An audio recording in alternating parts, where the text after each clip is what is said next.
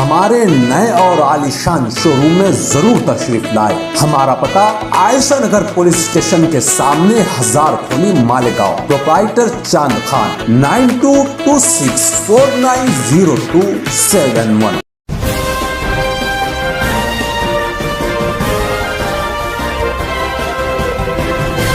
मानव समाचार, मानवता के हक में। आज बरोज जुमा को दोपहर 12 बजे के दरमियान मालेगांव शहर मालदा शिवार इलाके में वाक़ लब्बैक होटल के करीब शाहिद हिजौले वाले की साइजिंग से मुत्तसिल एक प्लास्टिक कारखाने में नामालूम वजूहत की बिना पर आतिशबाजी का मामला पेश आया। कुछ ही देर में आग ने पूरे कारखाने को अपनी लपेट में ले लिया और लाखों के साज सामान जलकर खाकिस्तर हो गए। ये एक बड़ा सानहा बताया जाता है।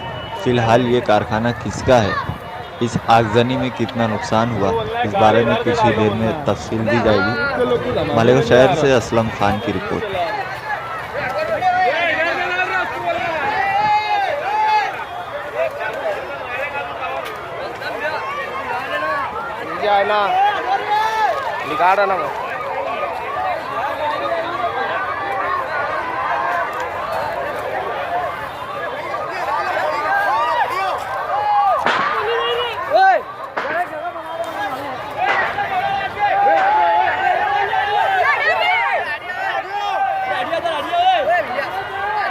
अंदना गाड़ी अंदना आडो అది